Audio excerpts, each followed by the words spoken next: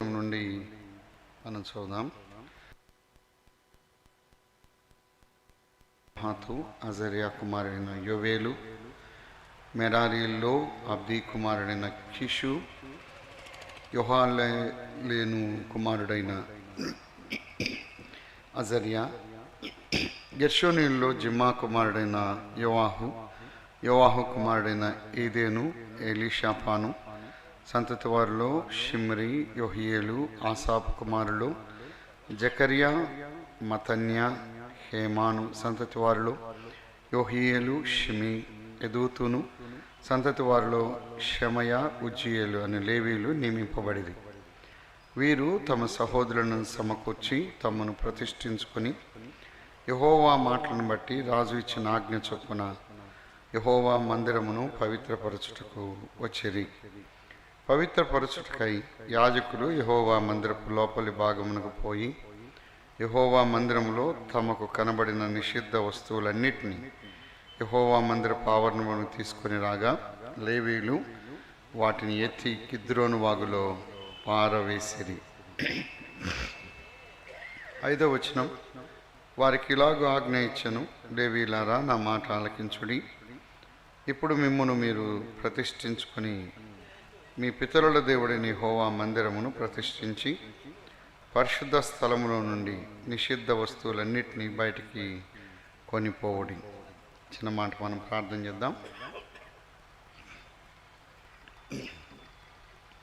స్తోత్రార్హుడైన మా ప్రియ ప్రభువా, ప్రేమగల తండ్రి, కరుణా సంపూర్ణుడా, మా నాథ సత్యస్వరూపి, మీ ఘనమైన శ్రేష్టమైన నామమును బట్టి స్తోత్రం చెల్లిస్తూ మీ స్తుతిస్తూ ఉన్నాం.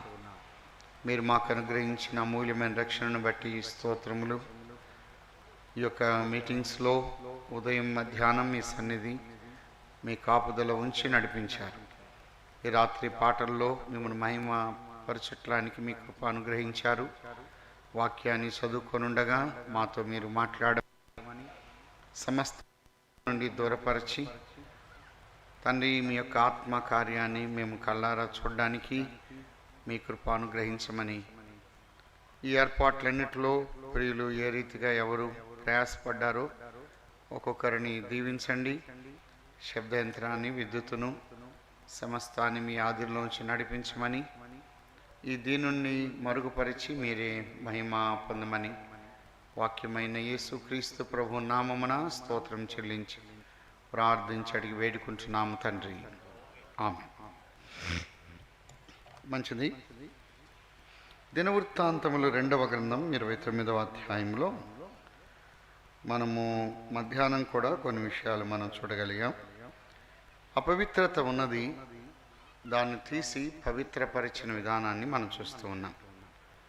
2వది అలక్ష్యము ఉన్నది, వారిలో ఉన్న నిర్లక్ష్య వైఖరిని తీసివేసి లక్ష్య పెట్టేటట్టుగా చేశాడు.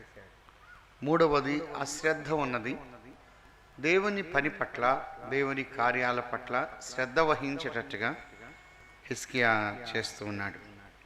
అందరినీ సమకూర్చిన విధానం మనం చూడగలుగుతూ ఉన్నాం. 29వ అధ్యాయంలో పవిత్రత ఆరంభము కనబడుతుంది.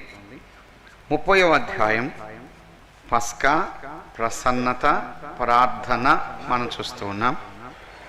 31వ అధ్యాయం సమర్పణ, సమృద్ధి కనబడుతుంది. 32వ అధ్యాయం శత్రువు, ఆ తర్వాత విజయాన్ని మనం చూస్తున్నాం.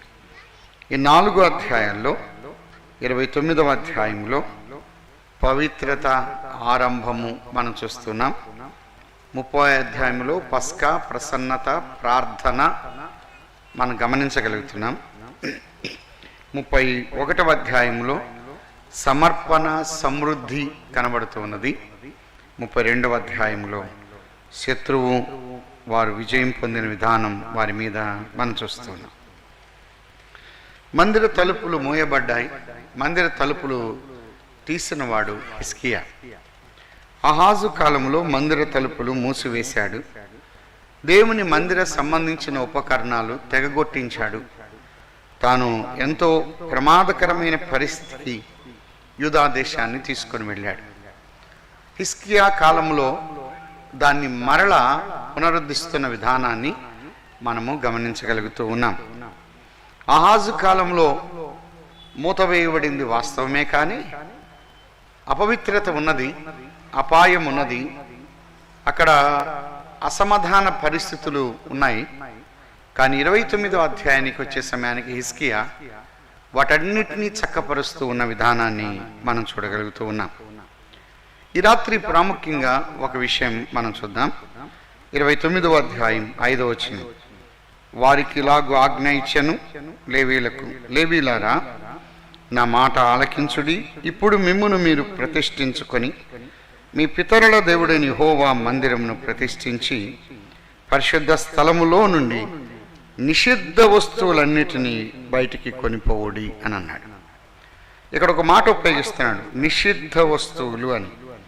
29:16, పవిత్రపరచుటకై యాజకులు యెహోవా మందిరపు లోపలి భాగమునకు పోయి యెహోవా మందిరములో తమకు కనబడిన నిషిద్ధ వస్తువులన్నిటినీ యెహోవా మందిరపు ఆవరణంలోనికి తీసుకొని రాగా. నిషిద్ధ వస్తువులు అని అన్నాడు. నిషిద్ధ వస్తువులు అని అంటే ఆయాసకరమైనవి, అపాయకరమైనవి. నిషిద్ధమైనవి, అవి అపవిత్రతకు దారి తీసినవి, ఇవి నిషిద్ధమైనవి అని అన్నాడు. కనుక నిషిద్ధ వస్తువులు అవి ఏం చేస్తున్నాయంటే పవిత్రతను చెడగొడుతూ ఉన్నాయి. నిషిద్ధ వస్తువులు అక్కడ అక్రమము, అన్యాయము ఉండేటట్టుగా చేస్తూ ఉన్నాయి. ఈ నిషిద్ధ వస్తువులు అంటే ఆయాసకరమైనవి, నొప్పి కలిగించేవి, బాధ కలిగించేవి, దేవుణ్ణి దుఃఖపెట్టేవి, ఉన్నటువంటి పవిత్రతను చెడగొట్టేవి, ఇవి నిషిద్ధ వస్తువులు వచ్చాయి. ఉజ్జియా తర్వాత, యోతాము తర్వాత, ఆహాజు తర్వాత, ఈ ఆహాజు కాలంలో ఈ నిషిద్ధ వస్తువులన్నీ కూడా ఈ పవిత్రమైనటువంటి స్థలములో ఆక్యుపై చేసుకున్నాయి. అవన్నీ కూడా పూర్తిగా చేరాయి. మనం పూర్తిగా చేరాయి. ఈ నిషిద్ధ వస్తువులన్నిటినీ తను ఏం చేస్తున్నాడంటే బయటికి తీసుకొని రమ్మని చెప్తున్నాడు. పిల్లలు గమనించండి, ప్రతిష్ఠించబడాలి అంటే, ప్రత్యేకించబడాలి అంటే, పవిత్రత కలిగి ఉండాలి అంటే నిషిద్ధ వస్తువులు అనేవి ప్రమాదకరమైనవి. నిషిద్ధము అనేది కొన్నిసార్లు కొన్ని నిషిద్ధమైనటువంటి ప్రాంతాలు ఉన్నాయి. నిషిద్ధమైన ప్రాంతాలు వెళ్ళకూడదు, అక్కడ మాట్లాడకూడదు, అక్కడ కూర్చోకూడదు. కొన్ని నిషిద్ధమైనవి తినకూడదు, అవి హాని కలిగించేవి, అవి అపాయకరమైనవి. నిషిద్ధమైనవి అంటే డాక్టర్ దగ్గరికి వెళ్తే కొన్ని నిషిద్ధము అని అంటాడు. ఇవి ఎట్టి పరిస్థితుల్లో తినడానికి వీల్లేదు, వాటిని అనుభవించడానికి వీల్లేవు. అలాగైతే ఇవి చేస్తే దానివల్ల ప్రమాదం ఉన్నది, దానివల్ల నష్టం ఉన్నది. కనుక నిషిద్ధమైనవి ఎక్కడున్నాయి అంటే ఒక మాట చెప్పాడు, మందిరము లోపలి భాగంలో ఉన్నాయి అని 16వ వచనంలో అన్నాడు. మందిరము లోపలి భాగంలో ఉన్నాయి అని అన్నాడు. మరొక మాట అన్నాడు, యెహోవా మందిరములో తమకు కనబడినవి అని అన్నాడు. కొన్ని నిషిద్ధమైనవి కనబడుతున్నాయి, కొన్ని నిషిద్ధమైనవి కనబడట్లేదు. కనబడేవి, కనబడనివి, ఇవి పవిత్రతను చెడగొడుతూ ఉన్నాయి, ఐక్యతను చెడగొడుతూ ఉన్నాయి. కుటుంబం జీవితంలో కొన్నిసార్లు నిషిద్ధమైనవి, కుటుంబము కలిసి ఉండకుండా చేసేవి ఉన్నాయి. వాటి వల్ల ఎంత ప్రమాదం ఉన్నది. ఆ నిషిద్ధమైనవి కుటుంబ జీవితానికి, భార్యాభర్తల మధ్య అభ్యంతరకరంగా ఉన్నాయి, పిల్లలు తల్లిదండ్రుల మధ్య అభ్యంతరకరంగా ఉన్నాయి. ఆ నిషిద్ధమైనవి ఏవి నిషిద్ధమైనవో అవి మనకు తేటగా తెలుసు. ఆ నిషిద్ధమైనవి హానికరంగా ఉన్నాయి, అవి కలిసి ఉండనివ్వకుండా చేస్తున్నాయి. ప్రేమను చెడగొడుతున్నాయి, ఆప్యాయతను చెడగొడుతున్నాయి, ఆదరణను చెడగొడుతూ ఉన్నాయి, అనురాగాన్ని చెడగొడుతున్నాయి, ఆ ఉన్నటువంటి ఆనందాన్ని చెడగొడుతూ ఉన్నాయి. ఈ నిషిద్ధమైనది ఇది చాలా ప్రమాదకరమైనది. అందుకే తేటగా చెప్తున్నాడు, నిషిద్ధ వస్తువులన్నిటినీ బయటకు తీసుకొని రండి అని చెప్తున్నాడు. కొన్నిటిని కాదు, అన్నీ కూడా బయటికి రావాలి.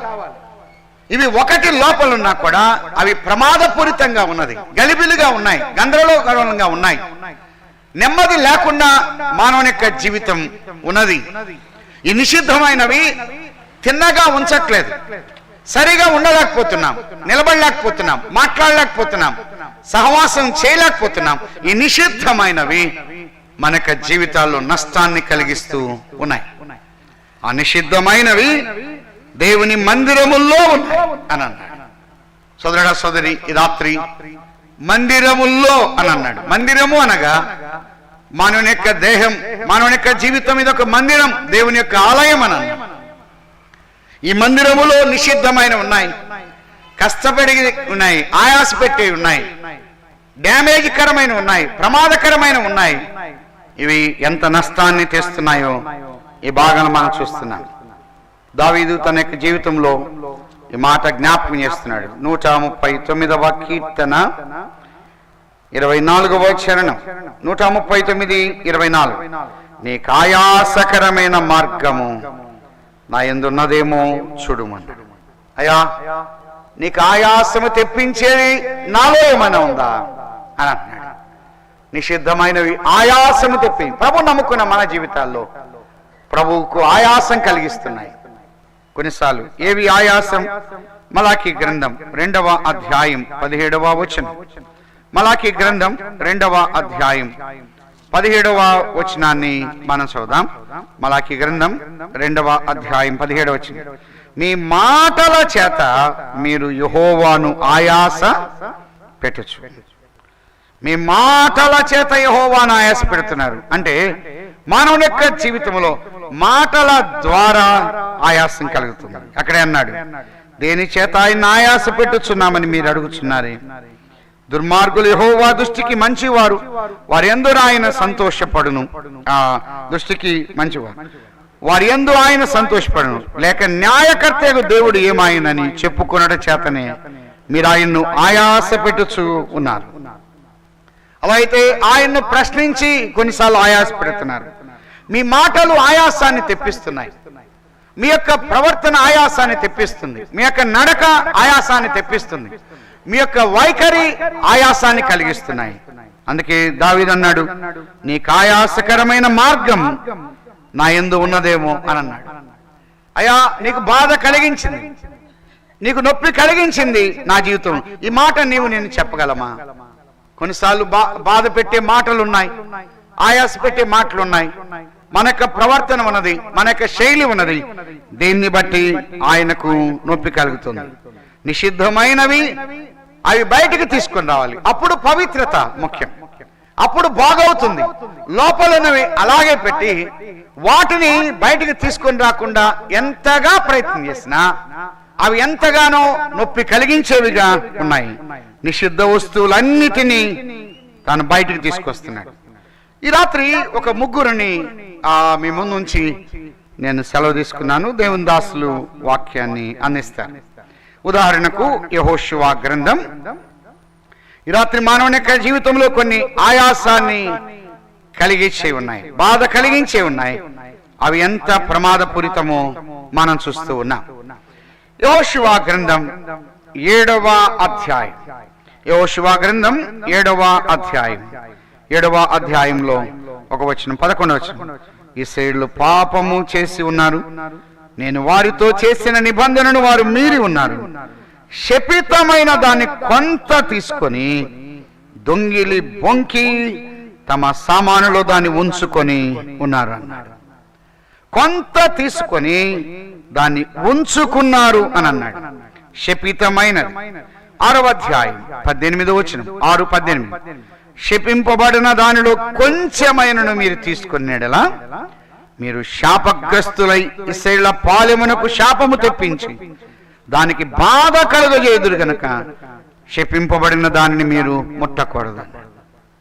బాధ కలిగించేది అని అన్నాడు, శాపగ్రస్తమైనది అని అన్నాడు, అది శపితమైనది అని అన్నాడు. శపితమైన దానిని తీసుకోవడానికి వీలు లేదు. ఆయన బాధ పెట్టేది శపితమైనది, అలా అయితే శపితమైనది అని అన్నాడు. మరొక మాట, ఇదే మాట దినవృత్తాంతములు మొదటి గ్రంథం 2వ అధ్యాయం. దినవృత్తాంతములు మొదటి గ్రంథం 2వ అధ్యాయంలో 7వ వచనం. కర్మీ కుమారులు ఒకనికి ఆకాను అని పేరు, ఇతడు శాపగ్రస్తమైన దానిలో కొంత అపహరించి ఇశ్రాయేలును శ్రమ పెట్టాను అన్నాడు. అమ్మాయి ఈ రాత్రి ఆకాను తనేం చేశాడంటే శపితమైన దాంట్లో కొంత తీసుకొని అపహరించి అని అన్నాడు. ఒకటి ఏది ఆయాసం కలిగిస్తుంది, ఏది నిషిద్ధమైనదంటే అపహరణ, దొంగిలించడం, దొంగతనమే ఆయాసకరం. సోదరుడా సోదరి, ఈ రాత్రి నీ యొక్క జీవితంలో శపితమైనది నీ దగ్గర ఉండడమే, అదే నిషిద్ధమైనది. ఆకాను తన యొక్క జీవితంలో ఏం అపహరించిన ఆకాను శపితమైనది దొంగిలించకూడదు, కొంచెము కూడా తీసుకోవడానికి వీలు లేదు. అందుకే తేటగా చెప్పండి, కొంచెమైనా నువ్వు తీసుకునేలా. శపితమైనది కొంచెమైనా పాపమే, పాపం పాపమే. అందుకే అన్నాడు, చిన్న చిన్న తప్పులైనా అది పాపం, పెద్ద పెద్ద తప్పులైనా అది పాపం అని ఒక సండే స్కూల్ సాంగ్ ఉంది. చిన్నదైనా పాపమే, పెద్దదైనా పాపమే. ఒక సీసాలో నిండా విషం ఉన్నది, వాసన చూసాం, దాని ఏం సీసా అంటారు? విషపు సీసా అంటారు. సగం విషం ఉంది, వాసన చూసాం, దాన్ని ఏమంటారు? సగం విషం అంటారా? అనరు, విషపు సీసా అంటారు. అడుగున కొంచెం ఉంది, దాన్ని ఏమంటారు? విషపు సీసా అని అంటారు. అసలు ఏమీ లేదు, వాసన వస్తూ ఉంది, దాన్ని ఏమంటారు? అసలు లేదు కానీ అంటే కొంచెమైనా అది నిషిద్ధమైనది. ఈ రాత్రి నీ యొక్క జీవితంలో శపితమైనది ఉన్నాయి, అపాయకరమైనది ఉన్నాయి, డ్యామేజ్ కరమైనది ఉన్నాయి, నష్టము కలిగించేది ఉన్నాయి. నీ యొక్క జీవితానికి ఎంత ప్రమాదపూరితమైనది ఉంది, హృదయాన్ని చెరిపేది ఉన్నది. ప్రసంగి గ్రంథంలో తేటగా చెప్పాడు. అది ఎవరికి తెలియకపోవచ్చు, నువ్వు తెచ్చుకున్నది ఎవరికి తెలియకపోవచ్చు, నువ్వు వాడేది ఎవరికి తెలియకపోవచ్చు, నువ్వు ఉన్నది ఎవరికి తెలియకపోవచ్చు. నీ యొక్క రహస్య జీవితం, నువ్వు చేస్తున్నటువంటి అపహరణ, ఆ భయంకరమైన నిషిద్ధమైనది, అది నీ యొక్క జీవితానికి నష్టాన్ని కలిగిస్తుంది. అది నిషిద్ధమైనది ఉన్నది, ఎవరు చూడట్లేదు అని అనుకోవచ్చు, ఎవరికి తెలియట్లేదు అని అనుకోవచ్చు, కానీ ఖచ్చితంగా ఏదో ఒక రోజున అది బయటపడుతుంది. ఉదాహరణకు నిర్గమాకాండం 2వ అధ్యాయం, నిర్గమాకాండం 2వ అధ్యాయంలో ఒక వచనాన్ని మనం చూద్దాం. నిర్గమాకాండం 2వ అధ్యాయం 11వ వచనం. ఆ దినములలో మోషే పెద్దవాడై తన జనుల యొద్దకు పోయి వారి భారములను చూచెను. అప్పుడు అతడు తన జనుల్లో ఒక హెబ్రీని ఒక ఐగుప్తీయుడు కొట్టగా చూచెను. అతడు ఇటు అటు తిరిగి చూచి ఎవరునూ లేకపోగా ఐగుప్తు చంపి ఇసుకలో వాణ్ణి కప్పిపెట్టాడు. మర్నాడు అతడు బయట నడిచి వెలుచుండగా హెబ్రీలైన మనుషులిద్దరూ పోట్లాడుచుండిరి. అప్పుడు అతడు అన్యాయం చేసిన వాడిని చూచి, నీ వేళ నీ పొరుగు వాడిని కొట్టుచున్నావని అడుగతడు. మా మీద నిన్ను అధికారినిగా తీర్పరిగాను నియమించిన వాడెవడు అంటూ, నీవు ఆ ఐగుప్తీని చంపినట్లు నన్నును చంపవలనని అనుకొనుచున్నావా అనను. అందుకు మోషే, నిశ్చయముగా ఈ సంగతి బయటపడింది. ఎవరికి తెలియదు అనుకున్నాడు. ఒక హెబ్రీని ఐగుప్తీని కొడుతున్నప్పుడు ఐగుప్తీని కొట్టి చంపాడు. చంపే ముందు మోషే ఏం చేశాడంటే కొన్ని జాగ్రత్తలు తీసుకున్నాడు. 12వ వచనం, ఇటు అటు తిరిగి చూశాడు. ఇటు అటు ఎందుకు చూశాడు? చంపే ముందు ఇటు అటు ఎందుకు చూశాడు? ఎవరైనా చూస్తున్నారేమో. తర్వాత కప్పిపుచ్చాడు, ఇసుకలో వాడిని కప్పి పెట్టాడు. ఎందుకు కప్పి పెట్టాడు? ఎవరికి తెలియదు. అంటే ఇన్ని జాగ్రత్తలు తీసుకున్నా తన ఏమైపోయింది? అది బయట. కొన్నిసార్లు నిషిద్ధమైనవి, మనము చేయకూడనిది, వెళ్ళకూడనిది, మాట్లాడకూడదు, అది ఉండి ఎన్ని జాగ్రత్తలు తీసుకున్నా ఖచ్చితంగా బయటపడదు. మీరు ఎప్పుడైనా చూడండి, పిల్లలు వంటగదిలోకి వెళ్ళి హార్లిక్స్ తినేటప్పుడు ఇటు అటు చూస్తారు. ఎందుకని? పిల్లల్ని అడగండి. చాలాసార్లు వాళ్ళగమని వంటగదిలోకి వెళ్ళి కందిపప్పులు కానీ చీరల కింద కానీ డబ్బులుంటే తీసుకుంటూ ఉంటారు. అక్కడక్కడ పిల్లలు వాళ్ళు ఇటు అటు తిరిగి చూస్తూ ఉంటారు. ఇటు అటు ఎందుకు చూస్తారు? ఎవరు చూడకూడదని. కొన్నిసార్లు మొబైల్ చూసినప్పుడు కొంతమంది ఇటు అటు చూస్తారు. ఎందుకని? ఎందుకో మరి. కొన్ని నిషిద్ధమైన ఉన్నాయి. ఎన్ని జాగ్రత్తలు తీసుకున్నా మోషే తన యొక్క తెలివి జ్ఞానాన్ని ఉపయోగించాడు. సకల విద్యలు అభ్యసించిన వాడు, ఐగుప్తు యొక్క యూనివర్సిటీలో చదువుకున్నటువంటి వాడు, ఇన్ని జాగ్రత్తలు తీసుకున్నా అది బయటపడింది. అకాను కూడా తాను అపహరించింది. అది నిషిద్ధమైనది, అది హానికరమైంది, అది ప్రమాదకరమైంది. దానివల్ల నష్టం ఉన్నది, డ్యామేజ్ ఉన్నది, దానివల్ల నెమ్మది లేదు, ప్రశాంతత లేదు, దాన్ని అనుభవించడానికి కూడా అంత అవకాశం ఉండదు అని తెలిసినా కూడా అపహరించాడు. అకాను అపహరణ శపితమైనది, నిషిద్ధమైనది. దాన్ని ముట్టకూడదు, తాకకూడదు, తెచ్చుకోకూడదు. కానీ దాన్ని ఇంటికి తెచ్చుకున్నాడు. ఆ డేరా మధ్యలో ఉంచాడు. తాను ఆశించి తెచ్చుకున్నాడు, డేరా మధ్యలో ఉంచాడు. ఎవరికి కనబడలేదు అని అనుకున్నాడు. కానీ అది మొత్తము బట్టబయలైంది, అందరికీ తెలిసింది. పట్టబడేంత వరకు కాకుండా ముందుగా ఒప్పుకునేది బాగుండేది, అవకాశం ఉన్నది. కానీ పట్టబడేంత వరకు నేను కాదు అనుకున్నాడు. ఒకానొక దినమున, లేకపోతే వెంటనే పట్టబడ్డాడు. ఎంత విచారకరం! అకాను యొక్క అపహరణ తన యొక్క జీవితానికి ఎంత ప్రమాదకరమైందో మనం చూస్తాం. తనకు మాత్రమే కాదు. యెహోషువ గ్రంథం 7వ అధ్యాయం 24వ వచనం.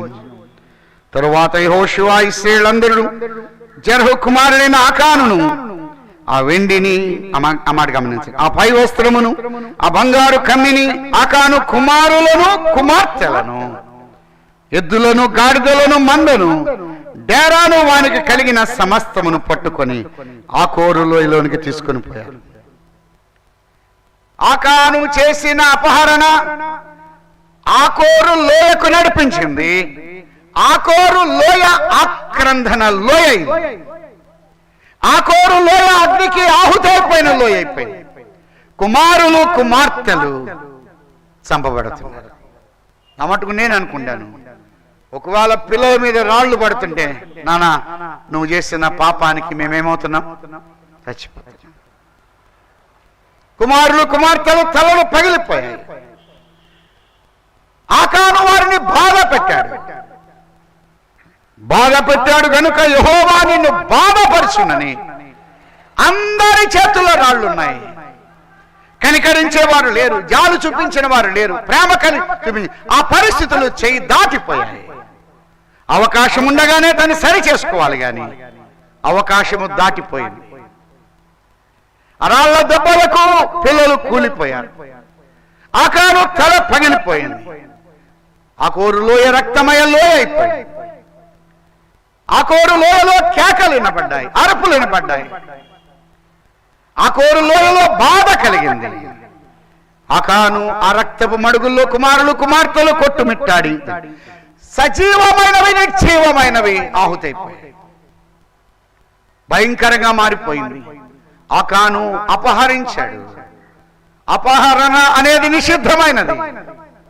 ఈ రాత్రి నీ యొక్క జీవితంలో ఏ అపహరణ, ఏ అక్రమైనటువంటి వాటిని, లేకపోతే దేనిని ఆశిస్తున్నావో కానీ వాటిని, అవి ప్రమాదపూరితమైనవి. ఇది ఒకటి. రెండవది ఆదాము. ఆది కాండం మనకంతా బాగా వీతమే. ఆది కాండం 3వ అధ్యాయం. ఆశించి దేన్నైతే దాన్ని తీసుకున్నారు, వారిలో జరిగింది అతిక్రమించిన విధానం. 3వ అధ్యాయంలో ఉన్నది. కానీ రోమీయులకు రాసిన పత్రిక 5వ అధ్యాయం 14వ వచనం. రోమీయులకు రాసిన పత్రిక 5:14. ఆయనను ఆదాము చేసిన అతిక్రమము అని అన్నాడు. ఆకాను అపహరణ, ఆదాము అతిక్రమం. ఏదైతే నిషిద్ధమైందో దాన్ని తాకి తీసుకొని దాన్ని తిని దాన్ని అనుభవించారు. దేవుని యొక్క ఆజ్ఞను అతిక్రమించారు. ఆజ్ఞ అతిక్రమము అనేది ఎంత ప్రమాదపూరితమైందో ఆ అతిక్రమించుటను బట్టి. అయితే ఇక్కడ అంటున్నాడు, ఆదాము మొదలుకొని మోషే వరకు మరణము ఏలు. అతిక్రమం మరణానికి దారి తీసింది. తాను దేవుని యొక్క ఆజ్ఞను అతిక్రమించాడు, దేవుని యొక్క ఆజ్ఞను ఉల్లంఘించాడు. ఎప్పుడైనా సరే ఆజ్ఞను అతిక్రమిస్తే అది ప్రమాదకరం. సిగ్నల్స్ ఉంటాయి పట్టణాల్లో, సిగ్నల్ దాటామనుకోండి ఖచ్చితంగా పెనాల్టీ ఉండదు, ఫైన్ వేస్తారు. చెన్నైలో మరి ఎక్కువగా ఉండదు, కొన్ని స్థలాల్లో ఉన్నాయి. చెన్నైలో సిగ్నల్ వెంటనే దాటామంటే వెంటనే ఫైన్ వేస్తారు. రెండవది సీట్ బెల్ట్ ఖచ్చితంగా పెట్టుకోవాలి. సీట్ బెల్ట్ లేకపోతే వాళ్ళు ఖచ్చితంగా దానికి బిల్లు వేస్తారు. ఆజ్ఞను అతిక్రమించకూడదు, ఉల్లంఘించకూడదు. ఖచ్చితంగా ఎంతటి వారైనా సిగ్నల్ దగ్గర ఆగాల్సిందే. మన ఇండియాలో కన్నా ఇతర దేశాల్లో, సింగపూర్లో కానీ కొన్ని స్థలాల్లో ఉన్నాయి, ఆ రూల్స్ మరీ కఠినంగా ఉంటాయి. ఏ మాత్రం పేపరు కింద పడేసిన రోడ్డు మీద ఇంటికి గౌరవార్థంగా బిల్లు వస్తుంది. అక్కడ ఎవరు వసూలు చేయరు. మన ఫోన్ నెంబర్, మనకున్నటువంటి వెహికల్ నెంబరు అది ఆటోమేటిక్గా లింక్ అయి ఉంటుంది. ఆ ఇంటికి గౌరవార్థంగా బిల్లు వస్తుంది. బిల్లు మామూలుగా రాదు. లక్నోలో ఒకసారి వస్తున్నప్పుడు జస్ట్ క్రాస్ చేశారని 2000 రూపీస్ పెనాల్టీ వేశారు, 2000 రూపాయలు. కానీ సింగపూర్లో అయితే వేలల్లో వేస్తారు, వేలల్లో. కొన్ని స్థలాలు అతిక్రమిస్తే చాలు ఖచ్చితంగా పెనాల్టీ ఉంటుంది, ఖచ్చితంగా పెనాల్టీ ఉంటుంది. ఆజ్ఞ అతిక్రమం అయితే ఈ యొక్క పాపం, ఈ యొక్క అక్రమం, దాన్ని దగ్గరకు వెళ్ళాడు, ఆశించారు. హవ్వ తీసుకొని ఆదాముకు అందించింది. ఆజ్ఞను అతిక్రమించాడు, తినవద్దు అన్నదాన్ని తిని వారు పాపమే, అది నిషిద్ధమైనది. సోదరుడా సోదరి, రాత్రి నువ్వు చేసే అపహరణ అది నిషిద్ధమైనది. నీ జీవితానికి నెమ్మది కాదు, ప్రశాంతంగా ఉండలేవు, గలిబిలుగా గందరగోళంగా ఉండవు నీ యొక్క జీవితంలో. అది నిన్ను ఆ నష్టానికి, ప్రమాదానికి, కీడునకు నడిపిస్తుంది. ఆదాము యొక్క అతిక్రమం, తాను ఆజ్ఞను అతిక్రమించాడు, దాన్ని బట్టి పాపము ఏలింది, దాన్ని బట్టి మరణము ఏలను అనే మాట మనం చూస్తున్నాం. ఆనాటి దినము నుండి మూడవది అపోస్తుల కార్యములు 5వ అధ్యాయం. అపోస్తుల కార్యములు 5వ అధ్యాయం. అననీయ సప్పీరాలు కనబడుతున్నారు. వీరి యొక్క జీవితంలో ప్రాముఖ్యమైనది అబద్ధం అని అన్నాడు. అననీయ జీవితంలో అబద్ధం అది నిషిద్ధమైనది. అవి ఇద్దరి ప్రాణాలు పోవడానికి కారణం వారు మాట్లాడినటువంటి, వారు దాచుకొని మాట్లాడిన విధానం, ఆ అబద్ధమే వారికి ప్రమాదానికి దారితీసింది. కొన్నిసార్లు మానవుని యొక్క జీవితంలో మనం అతిక్రమిస్తున్నాం, అపహరిస్తున్నాం, అబద్ధం ఆడుతున్నాం, కానీ పైకి మాత్రం నేనేమీ చేయట్లేదన్న. ఒకనొక దినమున నేను బయట నుంచి లోపలికి రాగానే మా పెద్ద అబ్బాయి, వాడు అప్పుడు 4th క్లాస్ అని చదువుతున్నాడు, ఫ్రిడ్జ్ డోర్ ఓపెన్ చేసి ఏదో తింటా ఉన్నాడు. నేను వెంటనే లోపలికి రాగానే ఆ డోర్ అట్లే పెట్టాడు, వెళ్ళిపోయాడు. నేను అన్నాను, అరే బాబు, ఈ ఫ్రిడ్జ్ డోర్ ఎవర్రా ఓపెన్ చేసింది అని అన్నా. వాడు మూడు దుడుచుకుని, నేను తినలేదు డాడీ అన్నాడు. నువ్వు తిన్నావా తినలేదు నేను అడగట్లా, ఈ ఫ్రిడ్జ్ డోర్ ఎవరు తీశారు అన్నా. నేను తినలే డాడీ అన్నాడు. అరే నేను అడిగింది ఏంది, డోర్ నువ్వు చూసావా అని. నేను తినలే డాడీ అన్నాడు. సపరేస్తున్నాడు, మింగుతున్నాడు. చాలాసార్లు ఎంత దాచుకున్నా అది ఉండేది కాదు, కొన్నిసార్లు బయటకు వచ్చేది. మనం చాలాసార్లు హైడ్ అవ్వాలని చూసుకున్నాం, తప్పించుకోవాలని చూస్తాం, పారిపోవాలని చూస్తాం, కానీ అది మనల్ని వెంటాడుతుంది. సోదర సోదరి, ఆ రాత్రి నీ యొక్క పాపం, నీ యొక్క అక్రమం నిన్ను వెంటాడుతుంది. నా దోషములు, నా అతిక్రమం నన్ను తరిమి పట్టుకొనగా నేను తల ఎత్తి, నన్ను తల దించినవి నా యొక్క దోషాలు, నా యొక్క అక్రమాలు, నా అన్యాయం, నా యొక్క పాపం నాకు నెమ్మది లేకుండా చేస్తుంది. నా యొక్క పాపం నా జీవితానికి సంతృప్తికరంగా లేనే లేదు. పాపాన్ని అనుభవిస్తూ పాపాన్ని జురుకుంటూ పాపములోని అనుభవిస్తున్న మానవ యొక్క జీవితంలో ఈ రాత్రి ఆ నిషిద్ధకరమైనది నీకు ప్రమాదానికి దారితీస్తుంది. నిత్య నరకాగ్నికి మానవుడు వెళ్ళిపోతున్నాడు. భయంకరమైనవి అవి హృదయముల్లో ఉన్నాయి అని అన్నాడు. మానవుని యొక్క హృదయముల్లో నుండి వస్తున్నాయి. మందిరము లోపల ఉన్నాయి, అవి కనబడేవి కనబడనివి. కొన్నిసార్లు నాలో ఉన్నవి కనబడతాయి, కనబడవు. ఈ రాత్రి వేళ నీ యొక్క జీవితంలో దేన్నైతే పాపాన్ని అనుభవిస్తున్నావు, ఏ అక్రమాన్ని చేస్తున్నావు, ఏ నిషిద్ధమైనవి వాటిని ఉంచుకున్నావు, అవి కనబడలేవు. భర్తకు కనబడకపోవచ్చు, భార్యకు కనబడకపోవచ్చు, పిల్లలు కనబడకపోవచ్చు, గ్రామానికి కనబడకపోవచ్చు, బంధువుల దగ్గర కనబడకపోవచ్చు. కానీ అవి ఖచ్చితంగా ఆయన యొక్క జీవితంలో నెమ్మది లేకుండా చేస్తున్నాయి. నిద్ర పట్టని దినాలున్నాయి, భోజనం సరిగా తినని దినాలున్నాయి. ఆ యొక్క పాపం మానవుడి యొక్క జీవితంలో నెమ్మది కలిగించట్లేదు, శాంతి సమాధానంగా ఉండలేకపోతున్నాడు. మానవుని యొక్క హృదయములో అవి ఉన్నాయి అని అన్నాడు. మార్కు సువార్త మనకందరికి బాగా వీతమే. 7వ అధ్యాయం, మార్కు సువార్త 7వ అధ్యాయం 20వ వచనం. మనుష్యుని లోపల నుండి బయలు వెళ్ళినది మనుష్యుని అపవిత్రపరచును. లోపల నుండి అనగా 13 చెప్పాడు. మనుషుల హృదయములో నుండి దురాలోచనలు, జారత్వములు, దొంగతనములు, నరహత్యలు, వ్యభిచారములు, లోభములు, చెడుతనములు, కృత్రిమమును, కామ వికారము, మత్సరము, దేవదూష అహంభావమును, అవివేకమును వచ్చును. ఈ చెడ్డవన్నీ లోపల నుండి వస్తున్నాయి. సోదరుడా సోదరి, ఇవి లోపల్లో ఉన్నాయి. మానవుని యొక్క జీవితంలో నెమ్మది లేకుండా చేస్తున్నాయి. ఎంతమంది యవనస్తులు నెమ్మది లేని పరిస్థితిలో ఉన్నారు. ఈ రాత్రి ఆ లెక్కలోనే ఉన్నావా? నెమ్మది లేకుండా రాత్రులంతా కూడా మేలుకొని ఉన్నటువంటి యవనస్తులు ఉన్నారు. వారిలో శాంతి లేదు, వారిలో సమాధానం లేదు, వారిలో తృప్తికరంగా ఉండే జీవితాలు లేవు.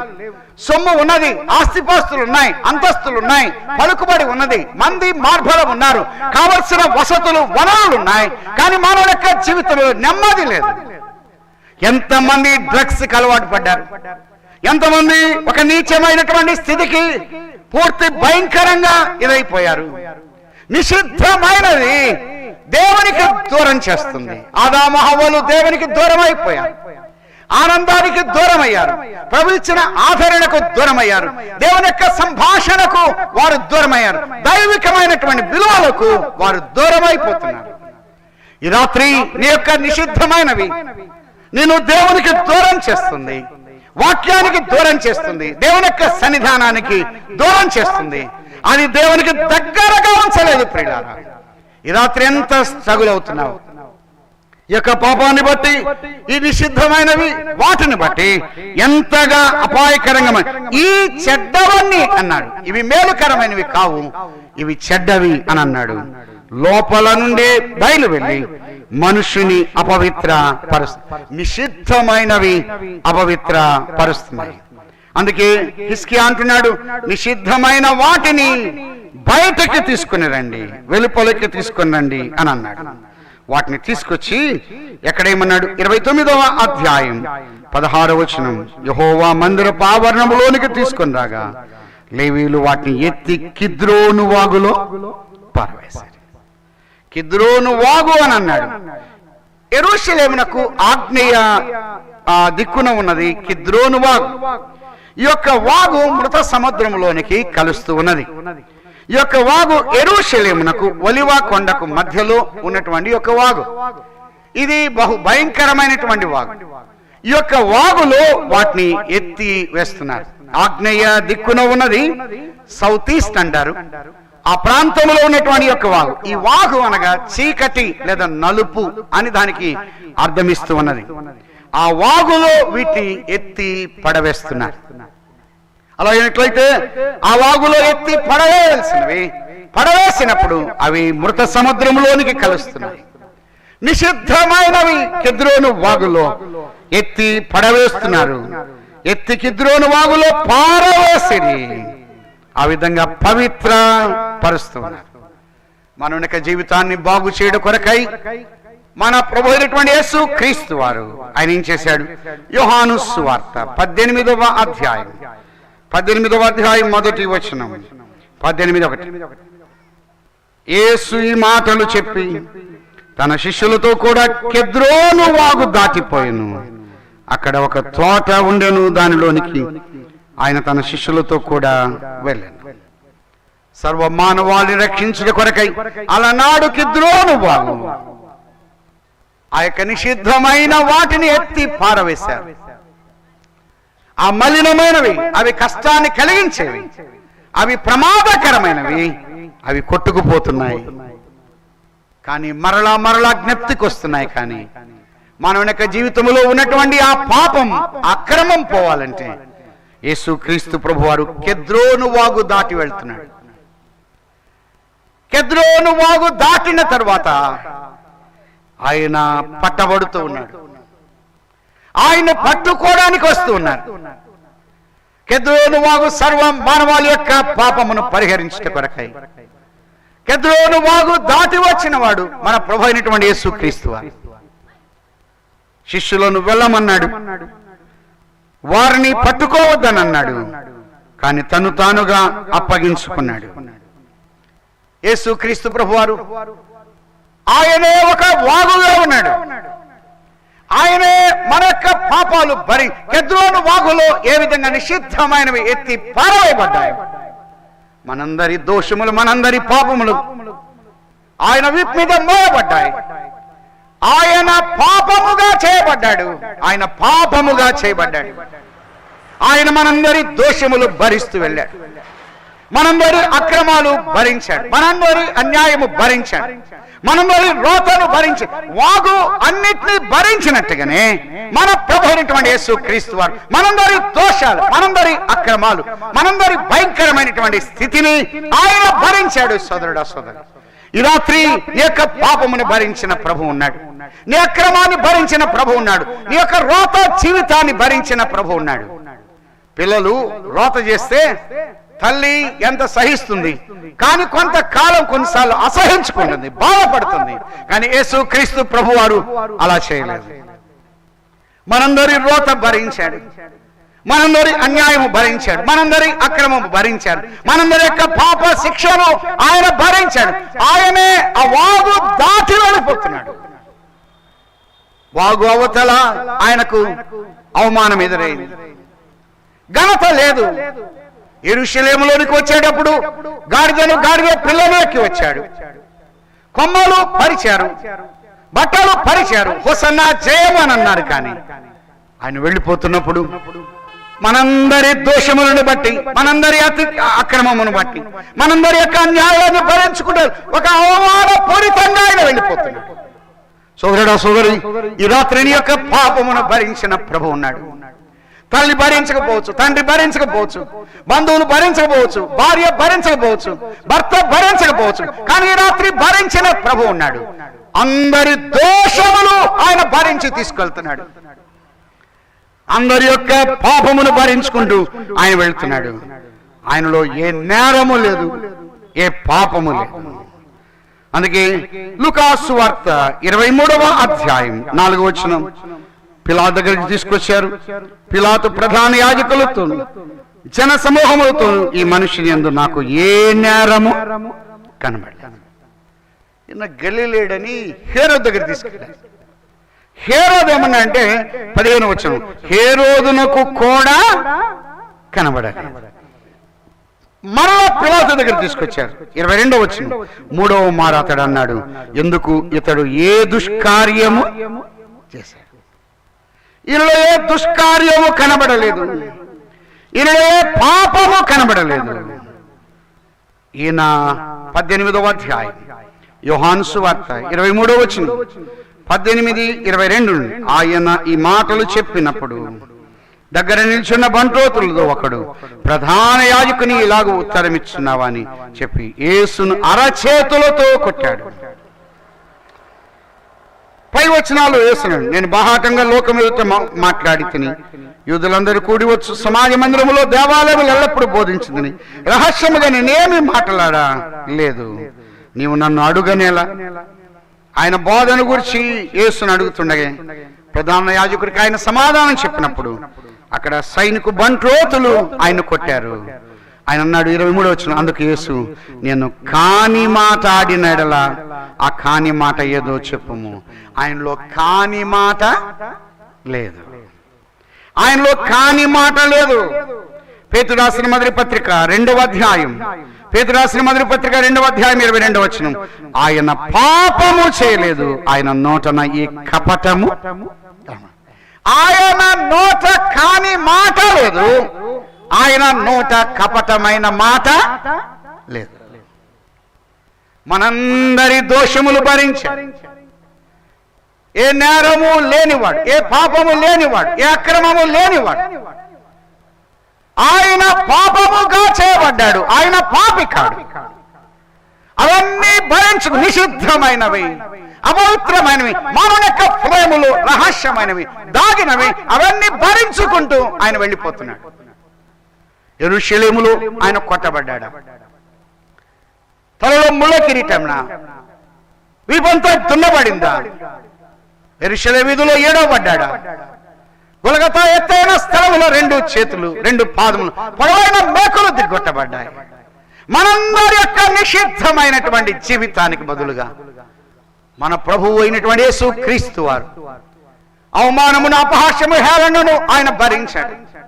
కల్వరి శిలువలో అదంతా భరించి ఆ నిషిద్ధమైనవన్నీ కూడా ఆయన రక్తధార చేత కడిగి మన జీవితాన్ని బాగు చేస్తున్నాడు. ఆ వాగులో దాటినవి అటువైపు మృత సముద్రంలో కలుస్తున్నాయేమో కాబోలు. కానీ మన ప్రభు అయినటువంటి యేసు క్రీస్తు వారి యొద్దకు వచ్చినట్లయితే ఆ పాపమును పరిహరిస్తాడు. యేసు రక్తం ప్రతి పాపము నుండి పవిత్రులుగా చేస్తాడు. ఎంత ఘోర పాపినైనా ఆయన క్షమిస్తాడు. ఆయన క్షమించలేనటువంటి పాపం అంటూ లేదు. పాపమును పరిహరించడానికి తగినంత రక్తాన్ని ఆయన ధారపోస్తాడు. ఈ రాత్రి ప్రభు యొద్దకు వస్తే చాలు. హిజ్కియా నిషిద్ధమైన వాటిని కెద్రోను వాగులో ఎత్తి పారవేసినట్టుగా, వారందరూ చేసినట్టుగా మన ప్రభు అయినటువంటి యేసు క్రీస్తు వారు నీ కొరకు నా కొరకు కెద్రోను వాగు దాటి మన పాపమును భరించాడు. ఈ రాత్రి కనబడేదైనా కనబడేదైనా ప్రతి పాపమును ఆయన పరిహరిస్తాడు. మానవుడి పవిత్రపరుస్తాడు, శుద్ధి చేస్తాడు. మానవుడి యొక్క హృదయాన్ని శుద్ధి చేసేవాడు, పవిత్ర పరిచేవాడు. అలాగినట్లయితే యేసు రక్తం ప్రతి పాపముని నిన్ను పవిత్రపరుస్తుంది. ఎంత ఘోరమైన పాపినైనా ఆయన క్షమిస్తాడు. పౌలు అన్నాడు, పాపులందరిలో ప్రధాన పాపిని కనికరించబడితే. ప్రధాన పాపులను పట్ల ఎంత ఘోరమైన పాపినైనా ఆయన క్షమిస్తాడు. ఈ రాత్రి నిషిద్ధమైన అలా పెట్టుకోవద్దు సుమా. ప్రభువా, నా హృదయంలో ఇంకా నిషిద్ధమైన ఉన్నాయి, ఆయాసకరమైన ఉన్నాయి, బాధ కలిగించే ఉన్నాయి, నొప్పి కలిగించే ఉన్నాయి, నిన్ను కష్టపెట్టే ఉన్నాయి. ఈ రాత్రి వాటిని ఎద్దకు తీసుకొస్తున్నాను. సుంకర్ అన్నాడు, దేవా, పాపినైనా నన్ను కరుణించు. అయ్యా, నేను పాపిని, నన్ను కరుణించు. ఆ పాపాన్ని సుంకరి ప్రభు ఎదుట ఉంచాడు. దేవా, నేను పాపిని, పాపాలు క్షమించబడ్డాయి. దొంగ కూడా అన్నాడు, యేసు నీ రాజ్యములోనికి వచ్చినప్పుడు నన్ను జ్ఞాపకం చేసుకో. కీర్తనాకారుడు అన్నాడు, నా బాల్యదిన పాపాలు జ్ఞాపకము చేసుకో. ఈ రాత్రి ప్రభు ఎదుగు వస్తే చాలు, ఎంత ఘోర పాపినైనా క్షమిస్తాడు. అట్టి పాప క్షమాపణ పొంది నిషిద్ధమైన వాటిని అవి యేసు ప్రభు యొక్క రక్తధార చేత కడగబడి నీ జీవితం మార్చబడి ప్రభు కొరకై సాక్షిగా జీవించాలని ప్రేమతో మనం చేస్తున్నాం.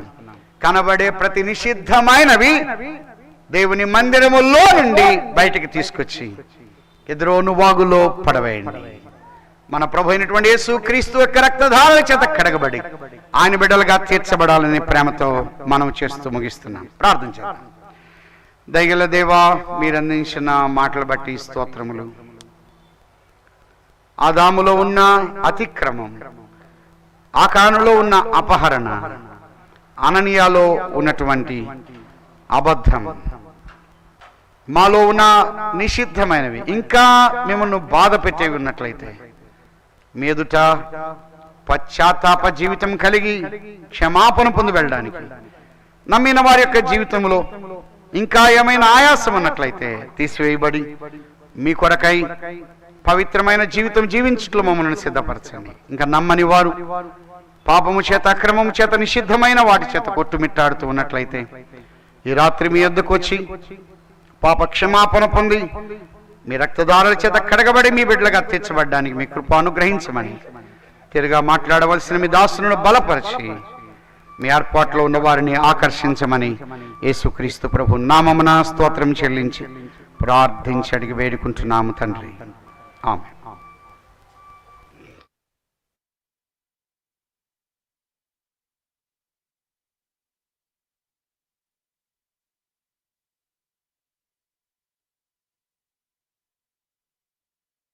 వార్త చక్కగా మనం విన్నాం.